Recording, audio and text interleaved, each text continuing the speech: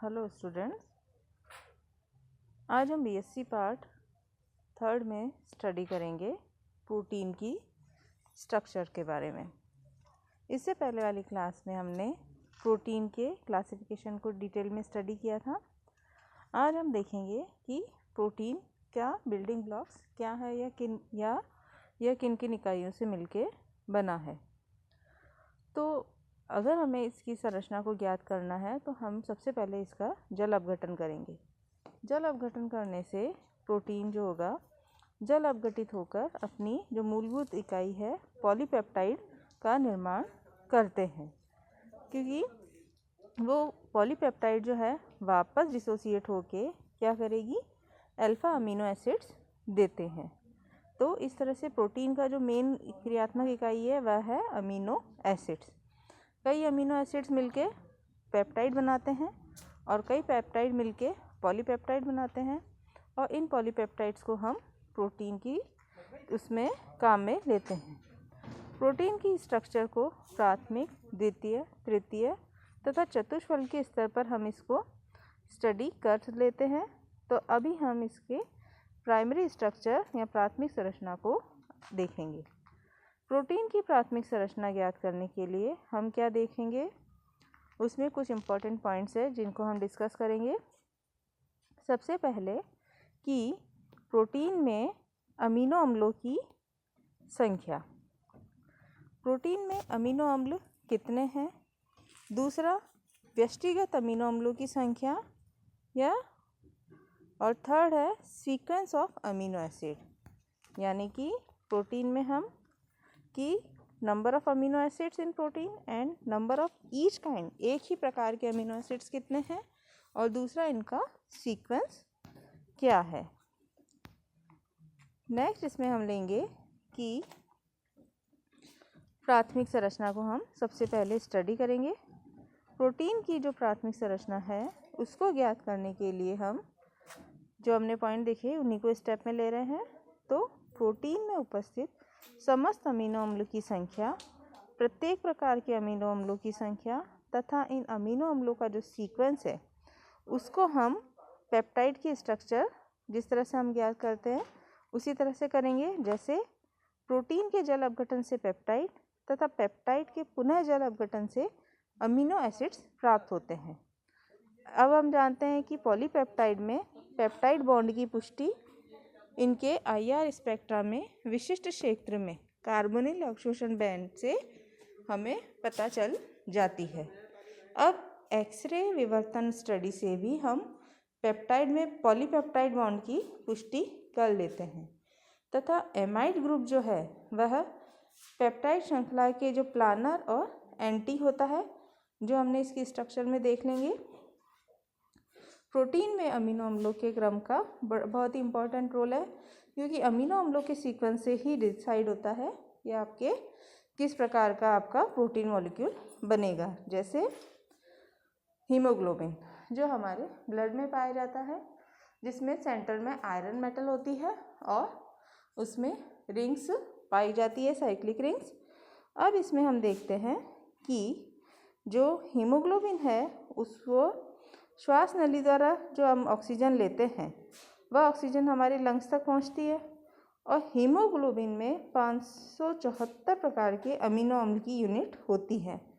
अब इसमें अमीनो अम्लों के क्रम में केवल एक अमीनो अम्ल के परिवर्तन से ही मनुष्य में क्या हो जाता है, सिकल सेल एनीमिया रोग हो जाता है, और इस वजह से क्या होता है कि मनुष्य में RBC की मात्रा पर असर पड़ता है और इससे मनुष्य की मृत्यु भी हो सकती है। तो इस तरह से हम देखते हैं कि सिर्फ एक अमीनो अम्ल के सीक्वेंस के बदलने से वो जो हीमोग्लोबिन है वह उसमें एनीमिया में कन्वर्ट हो जाता है। इंसान में ऐसी स्टेज आती है कि वह एनीमिक हो जाता है। तो इस तरह से अमीनो अम्लों का जो सीक्वेंस है वह बहुत ही इम्पॉर्टेंट है। नेक्स्ट इसमें हम लेते जैसे सिकल सेल एनीमिया का रोगी का हम देखते हैं, यह आपके अमीनो अम्लों की सीक्वेंस है। अब इसमें देखिए ग्लूटामिक के स्थान पर आपके अगर वेलेनिन आ जाता है तो इस वजह से इसमें सिकल सेल एनीमिया का रोग इसमें मनुष्य में डेवलप हो जाता है। सेकंड इसमें आती है द्वितीयक संरचना। प्रोटीन की द्वितीयक संरचना उसके अणु में उपस्थित पेप्टाइड श्रृंखला के संरूपण का निर्धारण करती है कि उसमें पेप्टाइड संरचना उसमें किस तरह से है। अब दूसरा, पेप्टाइड श्रृंखलाएं परस्पर विभिन्न प्रकार के आकर्षण बलों द्वारा एक दूसरे के साथ संयुक्त होकर विभिन्न प्रकार की त्रिविमीय संरचनाएं बनाती हैं और इन्हीं त्रिविमीय संरचनाओं को ही प्रोटीन की द्वितीयक संरचना कहते हैं। अब आकर्षण बलों में सबसे इम्पॉर्टेंट होता है हाइड्रोजन बॉन्ड। हाइड्रोजन बॉन्ड को अगर हम डिस्कस करते हैं तो प्रोटीन के संरूपण में स्थायित्व में हाइड्रोजन बॉन्ड सबसे ज़्यादा इम्पॉर्टेंट होता है। हाइड्रोजन बॉन्ड जो है वह एक पेप्टाइड बंध के कार्बोनिल ऑक्सीजन तथा दूसरे पेप्टाइड बंध के अमीडो हाइड्रोजन के बीच में होता है। जैसे ये आपको नीचे दिखाया गया है, कार्बोनिल के ऑक्सीजन और अमीडो के हाइड्रोजन के बीच में पाया जाता है। हालांकि ये दुर्बल हाइड्रोजन बॉन्ड होता है, फिर भी ऐसे कई सारे बंध मिलकर प्रोटीन के संरूपण को स्टेबिलिटी प्रोवाइड कराते हैं। अगर हाइड्रोजन बॉन्ड में भाग लेने वाले तीनों परमाणु ऑक्सीजन, हाइड्रोजन और नाइट्रोजन एक रेखीय क्रम में हों तो इसकी संरचना में स्टेबिलिटी ज़्यादा आ जाती है। जैसे अब प्रोटीन की जो द्वितीयक संरचना है उसको हम डिस्कस करते हैं। तो ये आपकी दो टाइप की होगी, अल्फा हेलिकल और लहरियादार चद्दर संरचना। सबसे पहले हम ले रहे हैं इसमें अल्फा हेलिकल संरचना। अल्फा हेलिकल संरचना को समझने से पहले थोड़ा हम इसका स्टडी देखते हैं कि लाइनस पॉलिंग ने 1951 में प्रोटीन के संरूपण के लिए अल्फा हेलिक्स मॉडल प्रपोज किया था और संरचना में संपूर्ण पेप्टाइड श्रृंखला का एक विशिष्ट हेलिकल रूप में यानी एक सर्पिलाकार रूप में मुड़ी हुई होती है और उसे हम अल्फा हेलिक्स कहते हैं। चूँकि सभी अमीनो एसिड में एल कॉन्फ़िगरेशन होता है, उसी प्रकार सभी प्रोटीन जो होते हैं वह राइट हैंडेड होते हैं। तो श्रृंखला के दोनों ओर प्रत्येक एमाइड समूह तृतीयक एमाइड के हाइड्रोजन के साथ बंधित होता है और इस प्रकार हेलिक्स के प्रत्येक मोड़ पर 3.7 अमीनो एसिड्स की इकाइयाँ होती है। ठीक है, और इसके जो चौड़ाई होती है लगभग 10 या 11 एंगस्ट्रॉम के बराबर होती है और दो फेरों के बीच की दूरी आपके 5.6 एंगस्ट्रॉम होती है। तो इसकी अल्फा हेलिकल का निर्धारण हमने एक्सरे डिफ्रैक्शन के थ्रू किया है। देखिए यह जो स्ट्रक्चर है इसमें जो सर्कल है इसमें आप नोट करेंगे एक पूरे हेलिक्स की में 3.7 अमीनो एसिड्स की यूनिट है ना, और इसमें हाइड्रोजन बॉन्ड ये देखिए यहाँ पे यह वाला हाइड्रोजन बॉन्ड इसमें प्रेजेंट है। तो इस तरह से ये इसकी अल्फा हेलिक्स है। दूसरी इसकी संरचना है आपके लहरियादार संरचना। लहरियादार संरचना में पेप्टाइड श्रृंखलाएं क्या करती है, परस्पर अंतर आणविक हाइड्रोजन बंध द्वारा जुड़ी हुई रहती है। यह दो प्रकार से जुड़ सकती है, एक तो पैरेलल और एक एंटी पैरेलल। इसमें हम देखते हैं कि समांतर विन्यास में सभी पेप्टाइड श्रृंखलाएं क्या होंगी, एक ही दिशा में जाती हैं, जबकि एंटी समांतर या प्रति समांतर में ये एक दूसरे के विपरीत दिशा में बढ़ती है और ये एक दूसरे से ऐसी होती है जैसे एक शीट की तरह एक दूसरे के ऊपर फिसल भी सकती है। अब इसमें आता है लास्ट तृतीयक संरचना। अब इसमें पॉलीपेप्टाइड श्रृंखलाएं जो होती हैं वह आगे और फोल्डिंग के कारण त्रिविमीय यानी 3D स्ट्रक्चर को प्राप्त कर लेती है और जिससे प्रोटीन की तृतीयक संरचना हम कहते हैं।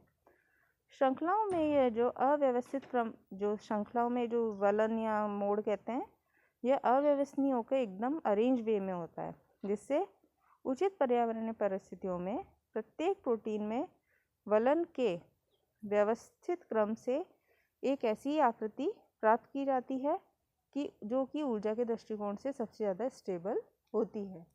मतलब इसमें हमें सबसे अधिक स्टेबिलिटी को ध्यान रखा जाता है तथा प्रोटीन के विशिष्ट कार्य के लिए इम्पोर्टेंट हो, ऐसी हमारा पर्पस रहता है। तृतीयक संरचना को स्थायित्व देने के लिए कई प्रकार के बंधु इसमें वर्क करते हैं, जैसे hydrogen bond, ionic bond, disulphide bond, hydrophobic bond इसमें इम्पोर्टेंट हैं। अधिकांश प्रोटीनों में एक अभिलाक्षणिक गुण होता है कि उनकी पेप्टाइड श्रृंखलाओं की फोल्डिंग इस प्रकार की होती है कि अधिकतम जल स्नेही ध्रुवीय समूह जलीय वातावरण में दिष्टित होता है तथा जल रोधी समूह जो होता है हाइड्रोफोबिक, वह श्रृंखला के अंदर की ओर स्थित होता है। प्राकृतिक प्रोटीन में रेशेदार तथा ग्लोबुलर दो अणु मेन आकृति के होते हैं, जिसको हम आप देखिए कि इसमें अलग अलग टाइप की संरचनाएं आपको हमने स्टडी किया। तो अब तक की हमने क्लास में प्रोटीन्स की स्ट्रक्चर के अंदर हमने उसकी प्राथमिक संरचना को देखा, जिसमें इसके सीक्वेंस, इसके नंबर और इसके type of protein amino acids को डिस्कस किया। साथ ही नेक्स्ट जो हमने ली है उसमें हम द्वितीयक संरचना को डिस्कस किया, जिसमें हाइड्रोजन बॉन्ड को हमने कंसीडर किया है। थर्ड इसमें जो है प्रोटीन की द्वितीयक में हेलिकल और चद्दरदार संरचना को देखा है। और थर्ड जो अपने इसमें देख रहे हैं हम, वह थी इसकी तृतीयक संरचना कि इसमें 3D स्ट्रक्चर वह किस प्रकार से गेन करता है। नेक्स्ट क्लास में हम प्रोटीन के फर्दर स्टडी को कंटिन्यू करेंगे। ओके। और इसमें हम देखेंगे ख़ास तौर पर से पहले कि आपके जो प्रोटीन है इनके सीक्वेंस इसको मेनली किस तरह से प्रभावित करता है, ये हमारा मेन पर्पज़ रहेगा। और जो प्रोटीन है इसके जब क्लासिफिकेशन को हमने डिस्कस किया था तो हमने देखा था कि इसका जो स्ट्रक्चर है वह ताप, एसिड बेस इन सभी फैक्टर्स से प्रभावित होता है और हीटर आदि व्यवस्थाओं के द्वारा वह अलग फॉर्म में चला जाता है, जिसको हम फर्दर क्लास में स्टडी करेंगे। Thank you.